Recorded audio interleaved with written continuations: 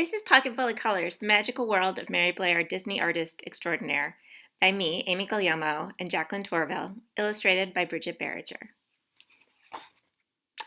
Under a wide blue sky on a red dirt road in a lemon-yellow house, there lived a little girl named Mary. Other children collected marbles or dolls, but Mary collected colors of every shade and every hue. One day, Mary's parents announced they were moving out west. As she waved goodbye to the yellow house, Mary tucked her friend Lemon in her pocket. Mary would miss the happy home, but she had new colors to collect. Driving across the sun-bleached desert, Mary spied russet, taupe, and sienna. When she arrived in California, she glimpsed the azure ocean and found groves of golden fruit dripping from viridian trees. In the city, she discovered steel-gray buildings and mauve-tinted sky. Mary opened her sketchbook. She mixed her paints. She would save these shades for just the right time. When she was older, Mary went to art school. She met Lee. He showed her rosy pink and blushing red. She kept those colors in her heart.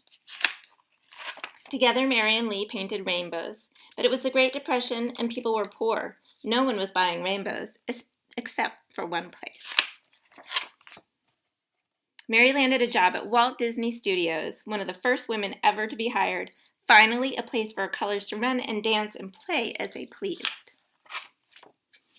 But on her first day of work, the men in charge didn't want to talk about Celadon or Cerise. They were only interested in black and white.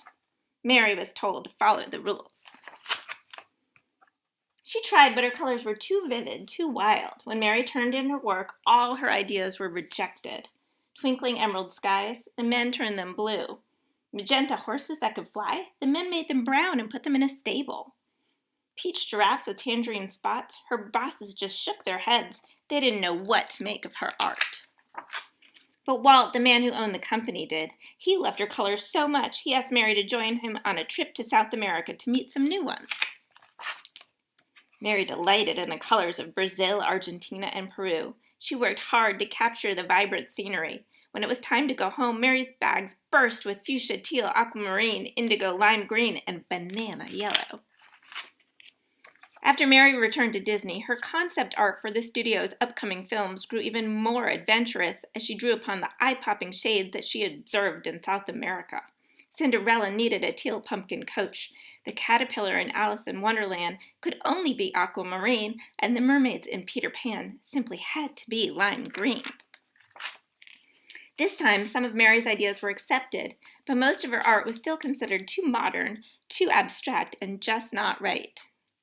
Mary's colors encouraged her to leave the men with their black lines and strict rules, so she did. Mary soon found new work designing advertisements, illustrating picture books for children, and creating sets for plays and television commercials. She enjoyed the freedom of these new jobs, but Mary missed Walt. Then one day, out of the blue, her phone rang, and it was Walt. "Mary, I have a perfect project for you. I need your wild and beautiful colors," his voice boomed. Walt explained his idea to build a magical ride that could teach people about cultures from around the world. The ride had to be full of color, which meant there was only one person for the job. "Mary, you know about colors I've never even heard about." Mary smiled, and then she frowned as she remembered the rules and the lines and the men in charge who didn't understand the colors or her style of art.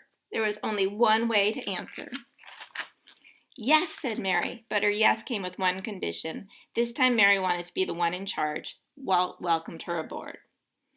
Mary's paint seemed to sparkle when she hung up the phone. She had never been to places like China or Morocco or Kathmandu, but her colors had. Sitting down to work, she squeezed out dabs of paint, lemon yellow, aquamarine, and azure mauve, taupe, tangerine, russet, sienna, steel gray, celadon, cerulean, cerise, magenta, teal, indigo, and emerald shined from her palette. And when she picked up her brush, the colors Mary had so carefully collected all her life took her on a trip around the globe. When the work was done and the ride opened, people gasped in awe. "It's a Small World" was a sensation. When it was Mary's turn to take the ride, she leaned back in the boat and let her colors wash over her. It was a world of laughter, a world of smiles, and color, color everywhere. This, at last, was Mary's world. The end.